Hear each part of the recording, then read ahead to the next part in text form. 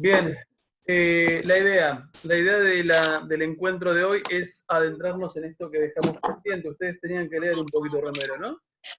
Sí, sí. ¿Estamos de Sí. acuerdo?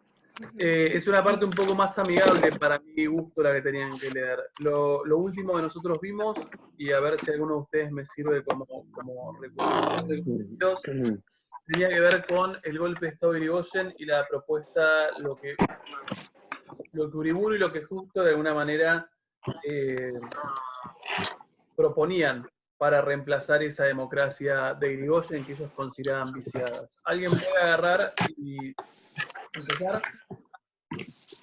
Esto, ¿no? La recuperación, digamos, lo que tenían que leer. Vamos, dale, anímense. Que cuando se da el golpe de Estado de Irigoyen, había muchos sectores atrás de ese golpe, pero ninguno sabía muy bien qué querían que pasara después. Como que no se sabía bien en quién querían que vaya a terminar el poder. Y había dos propuestas de alguna forma. Estaba la de Uriburu, que representaba más a los nacionalistas y que luchaban como por, de alguna forma, por una corporación, como que estaban viendo los ejemplos de Europa, por ejemplo a Mussolini, y querían que pasara algo parecido acá en Argentina, y después estaban el Justo, y Justo lo que quería era volver a restaurar todo lo que era el conservadurismo. Entonces, por ejemplo, eliminó la ley de Sáenz Peña, Sí. y ahí empezó a hacer otras cosas. Bien, ¿cuál es la práctica? Vamos para atrás de vuelta. A ver, ¿cuál es la práctica en relación a esto último? ¿Cuál es la práctica que Justo recupera del régimen conservador? El fraude. El fraude. ¿Por qué? ¿Qué es lo que supone él cuando recupera el fraude? Y que van a recuperar el poder, no sé, hasta un tiempo indeterminado. Que se iba a mantener en el poder. Que lo iba a mantener en el poder, que van a recuperar el poder, eso es verdad. ¿Y qué resolverían aplicando el fraude? ¿Por qué el fraude ese resolvería los vicios que le atribuyen a la democracia de Irigoyen? Porque la masa Por el pierde el personalismo. peso que había ganado. Claro, Bien, y eliminar porque el la masa personalismo que pierde había el generado peso que había Irigoyen. ganado. Coincido. ¿Lafos? No, eso que con esto de eliminar la ley Sáenz Peña, como se terminaba el personalismo de Irigoyen, es decir, que al no poder estar más en el poder, el personalismo se iba yendo. Bien, o sea, básicamente el mensaje es, independientemente de lo que vos hagas como toma de medidas, no importa si vos tomás medidas en favor del pueblo, porque al fin y al cabo, por más que ese pueblo te vote, nosotros vamos a aplicar fraude. Quiere decir que en realidad el peso decisivo de ese pueblo que vota no va a ser tan decisivo. ¿Estamos de acuerdo? ¿Todo el mundo lo llegó a eso? Bien, el modelo corporativo, ¿qué implicaba o cómo funcionaba? Que era el de Uriburu. Que era que la corporación es un grupo de personas que tiene como un bien en común. Entonces la idea de las corporaciones era que por corporación como que haya un líder y que los miembros de esa corporación se comuniquen con el líder para que el líder tenga una comunicación directa con el líder, con el gobierno. Sí, con el gobierno, con quien gobierna, sí. Claro, entonces, bueno, justamente era eso, era como la idea de que más bien no sé, ¿cómo se dice? Los bienes que necesitaban ser escuchados por ciertos sectores o por los miembros de la corporación sean como representados por el líder, o sea que... Sí, a ver, ¿y por qué de esa forma? Coincido con por ahí no son bienes en común, son intereses, pero entendí la idea. ¿Por qué un tipo de modelo corporativo vendría a reemplazar o por lo menos a tirar abajo esas características del gobierno de Irigoyen? A cualquiera, no la estoy matando a corda. Porque le daría como más fácilmente al pueblo lo que necesita, lo que quiere. Estamos de acuerdo, y porque de esa forma saltearía, diría, completamos lo de Salinas, de esa forma saltearía los pasos como institucionales de una república. Es más fácil dirigirse o resolver un montón de cuestiones a través de esas corporaciones, una resolución un poco más directa. ¿Estamos de acuerdo? Sí. Sí. Bien, a ver, dijimos que el modelo corporativo corresponde a Uriburu, y ese Uriburu, nada, tiene poco periodo histórico, en este caso, a gobernar, termina fracasando. Paso siguiente, sabemos que aparecía justo con esto que nosotros denominábamos la concordancia. ¿Recuerdan eso? De ahí aparecía la década infame, y esa década infame o restauración conservadora, que son sinónimos, venía de la mano con el fraude patriótico. Hasta ahí, vamos. Sí. Nosotros creo que lo último que dijimos debería haber sido algo así, porque siempre que nos metemos en este tema, todos los años, siempre repito lo mismo. Lo que yo les digo es, a ver, la década del 30 en Argentina, desde el punto de vista político, es un retroceso. ¿Por qué es un retroceso? Porque vuelve el modelo conservador. Bien, porque vuelve a la lógica política del modelo del régimen conservador, que se había terminado en el 16, y desde el punto de vista económico, la década del 30 en Argentina se corresponde con un avance, es decir, con algo nuevo y diferente.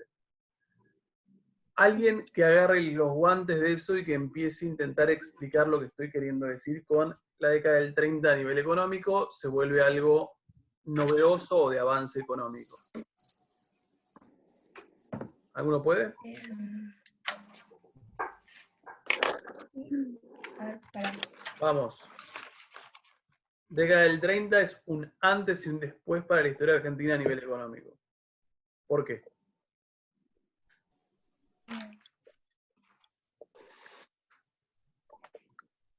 ¿Qué Yo pasa? lo que Sí, puse dale, Corda. es que, o sea, la crisis del 30 lo que hizo es como marcar un periodo, o sea, que hizo que no se pueda volver a la situación que había antes, por ejemplo. Sí, Lo que hizo fue romper con el liberalismo económico, que básicamente lo que era el liberalismo económico era que el Estado no podía intervenir en la economía. Entonces, con la crisis del 30 justamente se rompe como este modelo y le da fin también al modelo agroexportador, que lo que hace, no sé si lo voy a explicar bien, pero aparece esa idea de los países estás bien centrales, explicada. aparece la idea de los países centrales y los periféricos, Ujú. que era que los países como las potencias o así, al tener más poder, como que los periféricos, no sé, le daban la lana, entonces los que eran más centrales producían, no sé, un suéter y después se lo daban otra vez, como que existía toda esa relación de comercio, esa economía.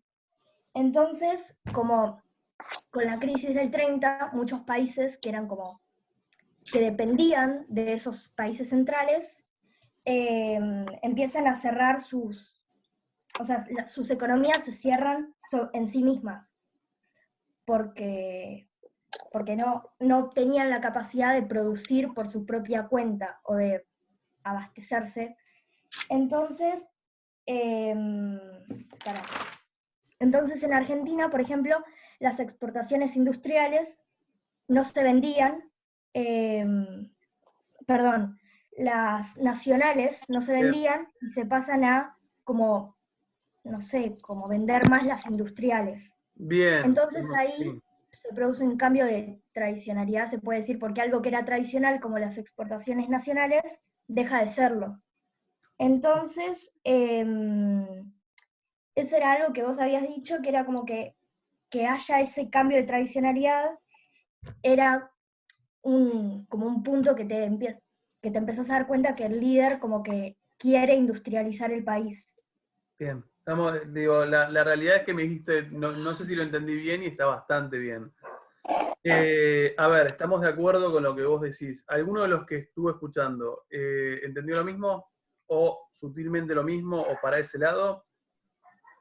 Bien, lo que nos dice Sí. Corda es, aparte empezó como lo hubiese empezado yo a intentar explicar. Nosotros sabemos que, ¿se acuerdan que nosotros en algún momento, a ver, vamos a pasarlo así, Vamos a pasarlo así y les voy a hacer el dibujito y ustedes automáticamente van a decir, es verdad. Nosotros hacíamos esto así. ¿Estamos de acuerdo? ¿Lo ven? Sí. Nosotros marcábamos acá la etapa liberal. Esta era la etapa liberal.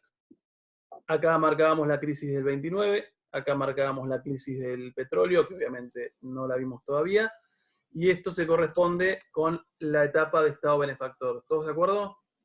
Bien, estos ciclos económicos que uno hacía así, nosotros sabemos que acá entra en crisis con el crack de Wall Street, que es del 29, que lo vimos el año pasado. Esto implica un cambio, o por lo menos implica un impacto para nosotros en Argentina, lógicamente, porque somos un modelo agroexportador también. Entonces, ¿qué es lo que nos pasa? Esto lo dijimos el año pasado y lo recuperamos ahora. El nivel de éxito del liberalismo económico, o sea, el nivel de interconexión que generan los planteos de Smith a nivel mundial, son en parte la causa por la cual la crisis es tan profunda. ¿Siguieron lo que dije? A ver, están tan interconectados los países, comprando y vendiendo lo que el otro no tiene, que cuando la crisis se detone en la mayor potencia mundial capitalista del momento, que es los Estados Unidos, automáticamente esa interconexión que vos vas a tener va a hacer que un país lleve al otro a la crisis. Estamos, o sea, yo dejo de comprarte, vos te quedas con un montón de productos, vos, no sé, estoy pensando en Argentina ahora, vos a Argentina te dedicabas a la producción de bienes agro y no le pusiste mucha onda a fines del siglo XIX ni al principio del XX para industrializarte. Tenías industrias muy básicas, tendrías industrias que se llaman complementarias. ¿Complementario qué quiere decir? ¿Qué es algo complementario? ¿Cómo? Claro, va, que intenta, o sea, yo lo vi como que intenta ayudar a lo nacional como para que no pierda. No, antes de llegar a eso, estoy pensando, antes de la crisis del 30, la Argentina tenía industrias complementarias. ¿Qué es algo que se complementa? Si yo digo, a ver, no sé, dos de ustedes se sientan juntos en un banco y digo, che, ustedes se complementan. ¿Qué estoy diciendo? Como que se ayudan unos a Todo ayuda a otros. decir. Bien, como que se ayudan mutuamente. ¿Qué quiere decir? Previo a la década del 30, la Argentina tiene industrias complementarias, en el sentido que las únicas industrias que hay son las que complementan la actividad primaria de Argentina, que ¿cuál es antes del 30? La ganadería. La ganadería y la agricultura. ¿Estamos de acuerdo? Entonces, ¿qué quiere decir? Vos tenés una industria como, por ejemplo, frigoríficos. A ver, ¿a qué complementa el frigorífico? Sí, a los que A la venden vacas. ganadería, estamos de acuerdo, es un complemento de la ganadería. Previo al 30, vos no tenés industrias locales amplias, tenés solamente aquellas industrias que se complementan con la actividad de producción agraria o ganadera. Cuando empieces, a ver, ¿por qué vos no producías otra cosa? ¿Por qué no producías industrias de otro tipo de cosas? ¿De dónde la conseguías? De países centrales. De países centrales. A ver, en esta idea de intercambio comercial vos conseguías todos tus textiles, productos elaborados y demás cuestiones industriales las conseguías de Inglaterra. Ahora, el mundo entra en crisis profunda. Todos los países resienten esas relaciones comerciales. ¿Cuál es el principal problema que se le va a presentar a Argentina? Y que ya no No, tiene pero- que vender. Exportar. Bien, que tiene dificultades para exportar y tiene dificultades para Vender. abastecerse. A ver, no solamente tiene problemas para vender lo que naturalmente vendía, productos primarios, sino que ahora lo que tiene también es una gran dificultad para comprar un montón de productos industriales que en Argentina no se producen. Entonces, cuando la crisis sea de estas características, algunos sectores de la Argentina van a darse cuenta de la necesidad de ¿qué? De Industrialización. Industrializarse. De industrializarse, no sé quién lo dijo por lo bajo, fue lo último que escuché. A ver, de industrializarse, ¿estamos? Y ahí surge lo que nosotros conocemos como el ISI. ¿Qué es el ISI? ¿Cuál es la sigla de ISI? ISI. Sí. Modelo de ¿Qué significa industrialización. Modelo sí, de eso. industrialización Por sustitución de importaciones. Bien, modelo de industrialización por sustitución de importaciones. ¿Qué quiere decir industrialización por sustitución de importaciones? Lo que antes yo traía, Bien, lo que antes yo traía e importaba, ahora no lo puedo importar más, entonces sustituyo eso por una industria nacional. ¿Se entiende? Sí. En tanto, uno se va encaminando de a poco a una Argentina industrial, yo les decía hace rato, tengan en cuenta que eso determina que uno hable de un avance económico. ¿Por qué uno avanza económicamente? Porque es diferente a lo político, porque uno cambia. O sea, la Argentina se modifica y es fundamental entender esta Argentina industrial, porque de la mano de esa Argentina industrial, uno entiende que surge, ¿qué sector social se masifica? El sector medio. Medio puede ser, sí, claro que sí. ¿Y los? Lo dijeron recién. En los obreros trabajadores, porque nosotros sabemos que Perón tiene su base de apoyo. Cuando uno dice base de apoyo de Perón, ¿alguna vez escucharon campesinos? No, Sí. campesinos por ahí, pero los campesinos no son la base de apoyo del peronismo, son obreros industriales. ¿Estamos? O sea, los obreros industriales son los que respaldan al peronismo. Esos tipos que uno veía hace unas semanas atrás, el 17 de octubre del 45, son obreros industriales. Y para que haya obreros industriales, necesariamente tiene que haber ¿qué? Industria. Una industria que recién podemos como identificar seriamente para el contexto del 30. ¿Me siguen? Por eso pensemos que la década del 30 nos permite entender esta idea de fracaso de elites, esta idea de el periodo previo a la consolidación del populismo. ¿Me van siguiendo? Sí. Bien, a ver, cuando uno habla de esos obreros industriales y de ese proceso, un segundo que busco, no me acuerdo dónde está, acá. Cuando uno habla de esos obreros industriales, acá estuve buscando alguna cosa un poco más copada para mostrar, lo que me parece fundamental es, a ver, si nosotros pensamos en industrias, ¿qué consecuencias qué consecuencias demográficas debería haber en la Argentina? ¿Cuáles son los focos? La población en las ciudades. ¿Cómo? Y que La población que en las hay- ciudades. Bien, población en la ciudad. Primero, ¿cuáles son los lugares? Este es el que quería ver. y el Gran Buenos Aires. Bien, Gran Buenos Aires. Estamos, a ver, fíjense acá que hay una foto que me parece fundamental. A ver, uno sabe que el proceso de industrialización necesariamente beneficia a un montón de lugares que nosotros hoy consideramos como urbanos. Estamos, o sea, Buenos Aires, Rosario, lógicamente, todo lo que es... A ver, este es el momento del conurbano bonaerense. ¿Por qué es el momento del conurbano bonaerense? ¿Por qué surge acá? Y porque empiezan a surgir alrededor de las industrias. Bien, porque se saben que las industrias están ubicadas en los grandes centros, como poblacionales, o sea, en las grandes ciudades, y lógicamente cuando vos modificás el modelo agroexportador y volvés, o sea, lo vas volviendo hacia el ICI, lo que empiezan a surgir son estos grandes movimientos de población, no sé, pienso población de Formosa de repente, de Santiago del Estero, que se ve atrapada por las posibilidades que empieza a ofrecer lugares como Buenos Aires. Entonces, ¿qué empiezan a pasar? Acá les aparece el concepto de migraciones internas, trabajadores rurales se hacen obreros, y de la mano de esas migraciones internas, lo que vos tenés es, por ejemplo, grandes... A ver, ¿qué les parece a ustedes? ¿Qué pasa cuando grandes poblaciones o grandes masas poblacionales llegan a un mismo lugar? sea, que sí. ¿Sé qué? ¿Cómo? ¿Ese lugar que los recibe está preparado para recibir a esos millones? No. Tiene- ¿Qué surgen y aparecen acá? Villas. Las villas. Villas. Vamos, a ver, la diferencia de estas villas por ahí respecto de las villas actuales es que estas villas son pensadas como lugares de transición. Estos tipos vienen para acá, se asientan en esas villas, que son lugares medianamente cercanos, porque mientras más... a ver, lo dijeron ustedes igual, digo, pero mientras más cerca de la capital, mucho más fácil el acceso a esas industrias. O sea, no te sirve estar en la otra punta de Buenos Aires, porque viajar a trabajar a esas industrias implica un tiempo. Entonces, esa cuestión poblacional es muy típica del periodo este que estamos trabajando. Este movimiento de masas hacia Buenos Aires o hacia lugares que se van a empezar a considerar industriales.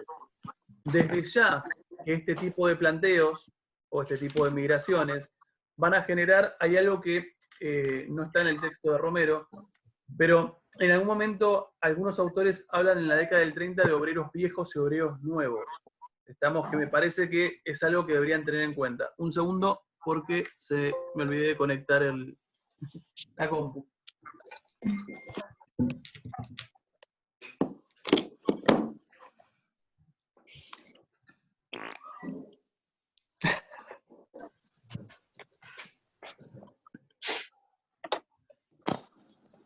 Decíamos, a ver, estos obreros, lo que dice este autor, que es un autor clásico sobre peronismo, es el peronismo representa los intereses de obreros viejos y de obreros nuevos.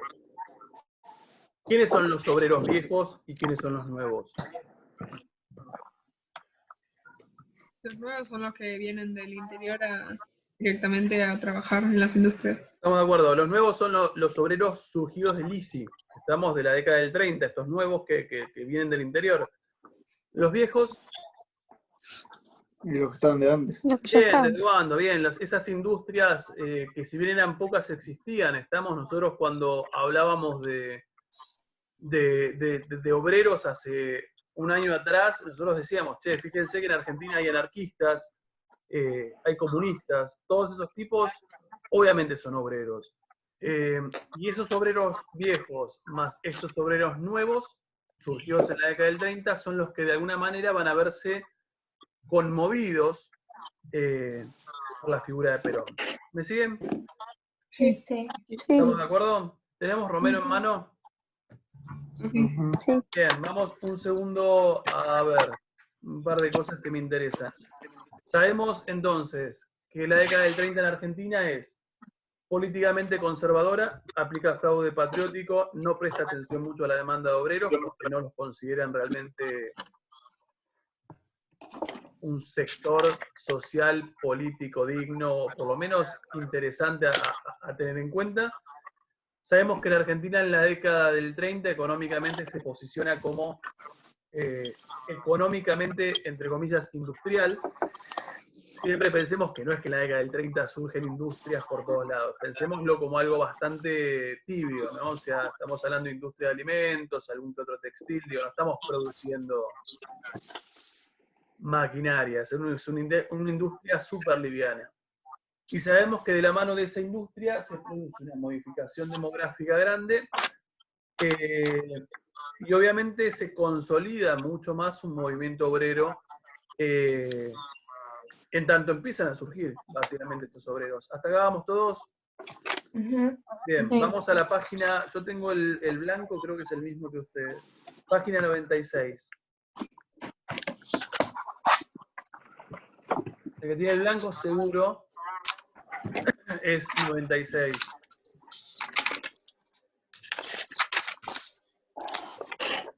¿Alguno abrió el azul nuevo? Yo. El último párrafo dice adormecida. Sí. Bien, buenísimo. Tenemos todos exactamente lo mismo entonces. ¿Alguno tiene el libro, el azulcito como más... el primero, el que tiene el cierre? No, buenísimo. Si no, de última lo buscan. Está lo mismo, nada más que está en otras páginas. Digo, no hay grandes cambios en estos capítulos. Hay uno que agarre ese último párrafo y que nos lea un segundo una parte de ese párrafo. Vamos, cualquiera. Adormecida, empieza.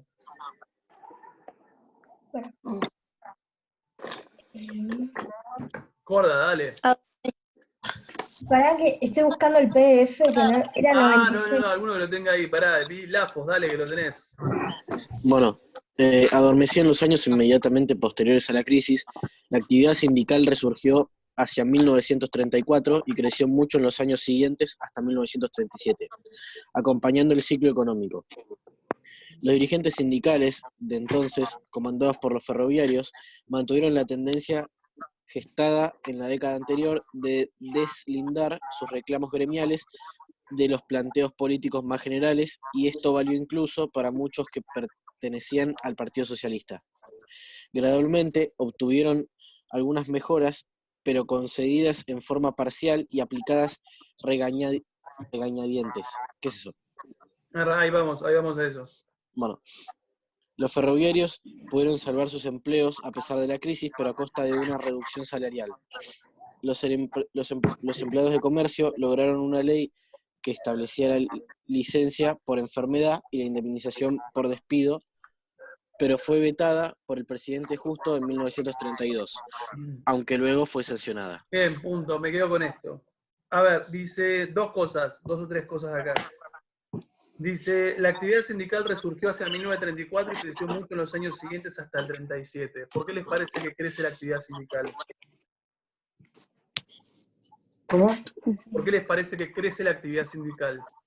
Y No porque será por el- podría haber más industrias, Hay más industria, Claro. hay más obrero, hay más... Los obreros. Bien, estamos de acuerdo, hay más obreros. más peso. Más peso, estamos de acuerdo. Después dice, bueno, la segunda no importa. Me quedo con lo último, que es lo que preguntaba Lafos. Dice, gradualmente obtuvieron algunas mejoras, pero concedidas en forma parcial y aplicadas a regañadientes. ¿Qué dijo Romero? Como que las aplicaban sin tener muchas ganas, como porque tenían que. Bien, si yo te digo a regañadientes es como, bueno, no me queda opción, tengo que legislar en favor tuyo en alguna cosa. A ver, si vos tenés un país que de repente empieza a movilizarse a nivel sindical y empiezan a haber movilizaciones obreras, paros y demás, en ese momento es donde vos decís, bueno, tengo que tomar alguna medida para desactivar estas movilizaciones. Pero lo hago porque quiero y soy plenamente consciente de la importancia del movimiento obrero argentino. No. Lo hago porque básicamente no me queda opción. Entonces, repito, dice, gradualmente obtuvieron algunas mejoras, pero concedidas en forma parcial y aplicadas a regañadientes.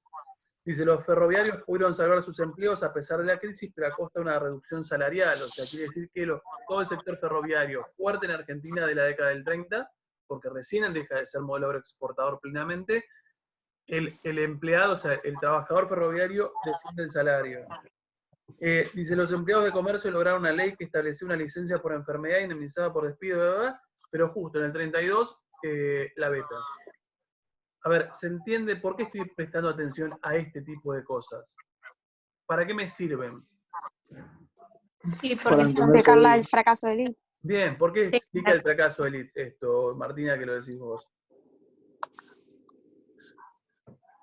¿Qué, Martina? Suárez, ¿no lo dijiste vos? Ah, sí, perdón. Porque todas estas cosas hacen que las masas empiecen a estar inconformes y se sientan escuchadas. Entonces, cuando llegue Perón, van a sentir una especie como de relación más fuerte, porque se van a sentir escuchados por primera vez en mucho tiempo. ¿Llegaron todos a la definición de Martina? Sí. Bien, a ver, básicamente es eso, ver que vos tenés una estructura industrial, o una estructura económica que rotó a lo industrial, que de la mano de esa industria que surge en Argentina, surgen o se consolidan sectores o masas de obreros que han venido en muchos casos del interior o de o de países limítrofes, que tienen reclamos, que empiezan a movilizarse, y que como consecuencia de esa movilización consiguen algún que otro beneficio, pero a regañadientes, y en realidad el grosso de sus reclamos, en realidad no son reclamos que estén siendo escuchados. Cuando uno tiene en cuenta esa situación, uno automáticamente dice, pará, esto en el 43, cuando surja la figura de Perón como secretario de Trabajo y Previsión, que hoy sería una especie de Ministerio de Trabajo, cuando Perón surja como figura en esa dictadura del 43, que después lo veremos, se siente con esta gente y le diga, bueno, a ver, ¿qué necesitan?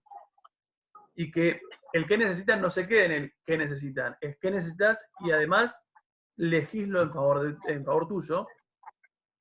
Uno podría llegar a entender por qué esa masa de población va a abrazar de la forma que va a abrazar a la figura de Perón.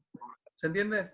O sea, uno entiende por qué la política pasional va a ser tan pasional cuando en realidad estas masas de obreros o de campesinos, en realidad no tuvieron nunca, salvo un pequeño periodo de Irigoyen, un interlocutor válido. Y ahí es cuando nosotros validamos un poco la definición de Frey. Para entender qué es un populismo hay que entender qué pasa antes, porque el descontento previo es el que te permite entender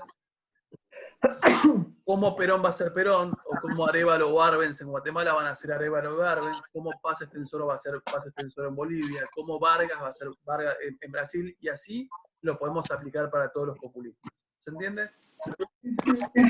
Última cosa, porque nos quedan 5 minutos o menos. A ver, durante la década del 30, se lo pregunto a ustedes, durante la década del 30, entonces, ¿sería posible afirmar que se inaugura el periodo de Estado benefactor? No. No, bien, Martina, ¿por qué no?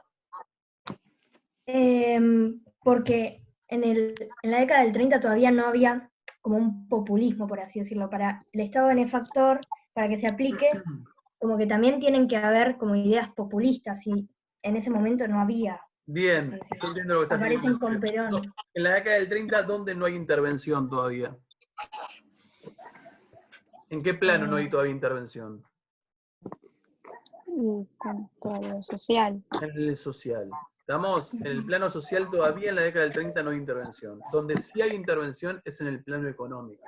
¿Estamos? El texto de Romero les enuncia, por ejemplo, no sé, el Estado controla, dice algo así como el control de cambios, que sería como toda la parte de divisas, o sea, controla el precio del dólar y demás.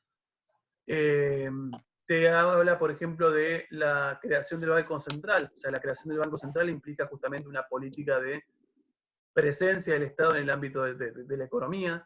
Y te habla, obviamente, de algo concreto. ¿Cuál es la medida más lógica para esas industrias nacientes?